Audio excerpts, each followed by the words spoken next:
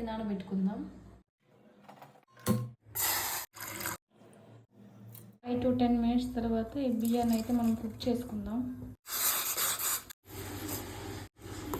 ఇలా 90% మాత్రం ఉడికించుకోవాలి రైస్ని. చల్లని నీళ్ళు పోసుకుందాం.